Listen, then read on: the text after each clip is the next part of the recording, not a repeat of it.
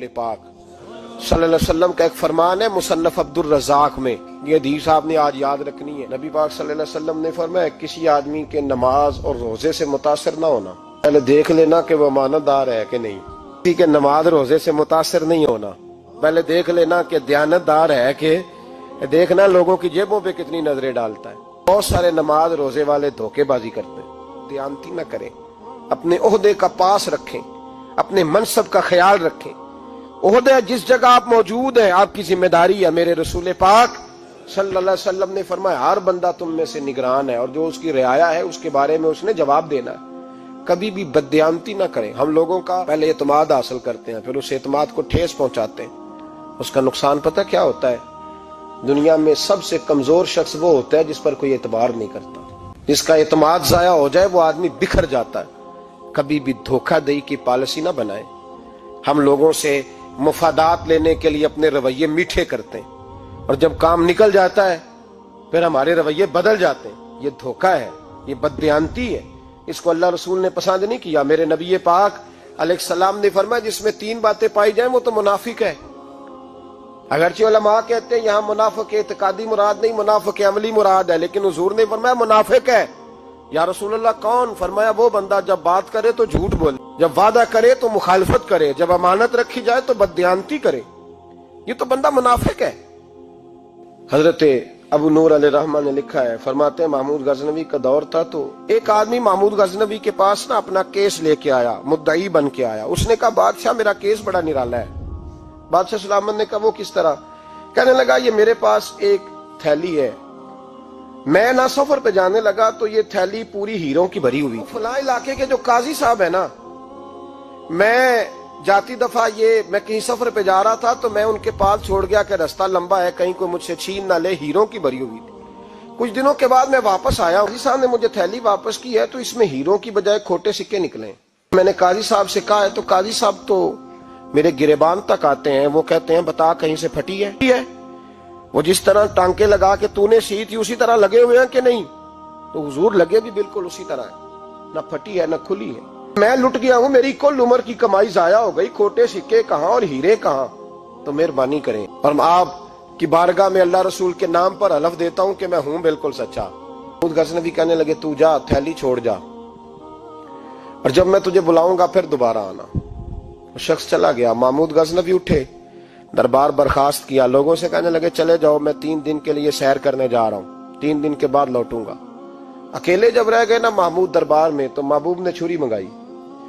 वो जिस तख्त पे बैठते थे वहां गद्दा बिछा हुआ था, ये गद्दा पड़ा है ना, गद्दा बिछा हुआ। तो महमूद ने छुरी के साथ उसको फाड़ डाला और छुरी जेब में रखी निकल गए। कहने लगे मेरे बाद कोई मेरे दरबार वाले इहाते में दाखिल ना हो। महमूद चले गए। अब वो सफाई करने वाला जब आया ना, उसने आके देखा तो गद्दा तो फटा हुआ है। उसने शोर डाल दिया, पहरेदार भी आ गए, फलां साहब भी आ गए, फलां साहब। उसने कहा ओ खुदा के बंदो, उसका गद्दा फट गया है, वो तो मार डालेगा। उसने कहा था सिवाय सफाई और निगरानी वाले के दूसरा आए कोई ना, और यहाँ आया भी कोई नहीं। पहले दिन ही फटा हुआ है तो लटका देगा सबको, क्या करें? शोर हो गया, सारे दरबार के मुलाजिमीन इकट्ठे हो गए। एक बंदा बोला, कहने लगा फिक्र ना करो, मैं कैसे बंदे को जानता हूँ, तरह सिएगा कि जिसने फाड़ा होगा उसे भी पता नहीं चलेगा कहां से फटा था। ऐसा बेहतरीन रफू करेगा कि पता भी। उसने कहा यार हम सारे एक महीने की तनख्वाह देते हैं, तू बंदा बुला। वो बुला लिया उसको, उसका नाम मोहम्मद रफूगर था। वो आया, उसको गद्दा दिखाया, उसका यार इस तरह सीना पता ना चले। उसने कहा फिक्र ही ना करो, मैं बड़ा कारीगर हूँ। बड़े बड़े कारीगर लोग नहीं हमारे मुल्क में पाए जाते, शान छोड़ते हैं पीछे। बड़े कारीगर का पैसे होने चाहिए, बड़े बड़े कारीगर बंदे। आप यकीन करें ऐसा ऐसा फलसफा, ये उम्रा इबादत है ना, सरकार दो आलम सल्लल्लाहु अलैहि वसल्लम की बारगाह की हाजिरी बड़ी नेमत है ना।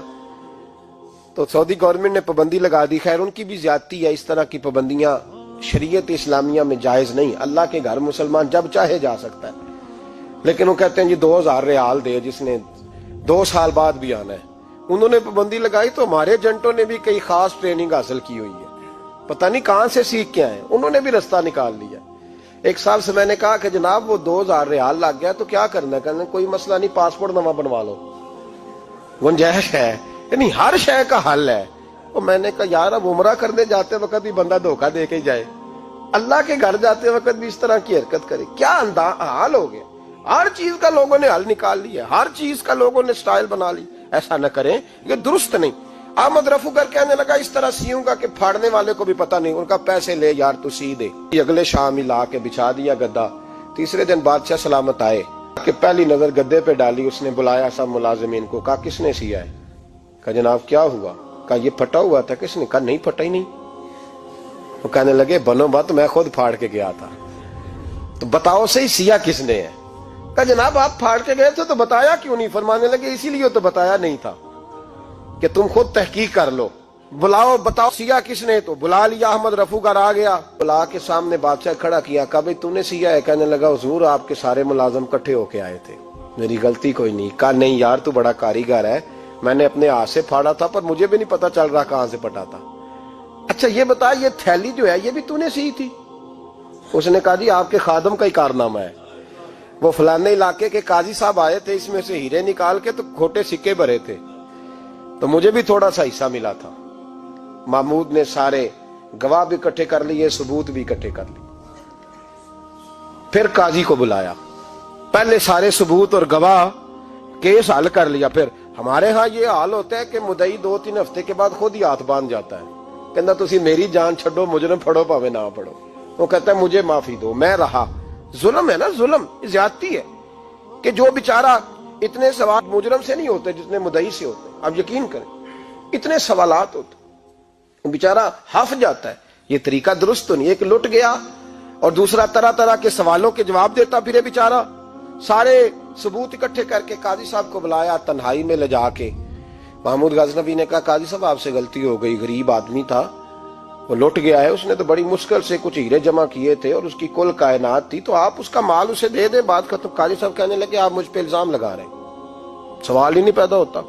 आप मेरी दाढ़ी देखें, आप मेरा एजाज देखें, दुनिया जानती है मैं। कहा काजी साहब इंसान भूल ही जाता है, बंदा भूल जाता है, गलती होगी माल ने। कहा नहीं सब। कहा मैं तन्हाई में पूछ रहा हूं, मैं उस वक्त पूछ रहा हूं जब दूसरा मौजूद कोई नहीं।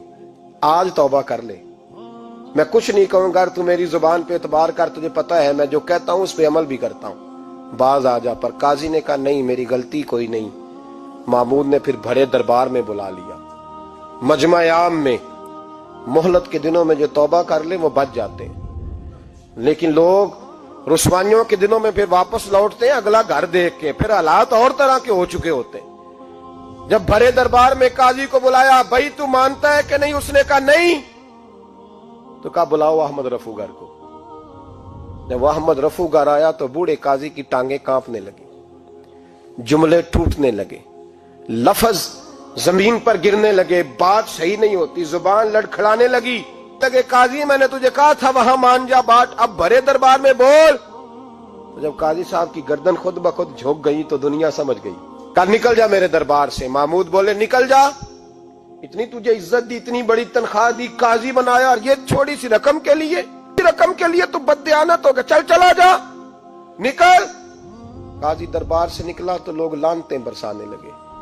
कल जो दुकानें छोड़ के सलूट करने आते थे वो कहने लगे इसकी उम्र देखो, इसके काम देखो, देखो इसने क्या किया। घर गया, बच्चे जिनके लिए पाप कमाया था, जिन्ना ली तू पाप कमाए हुन किथे नहीं हो तेरे घर दे।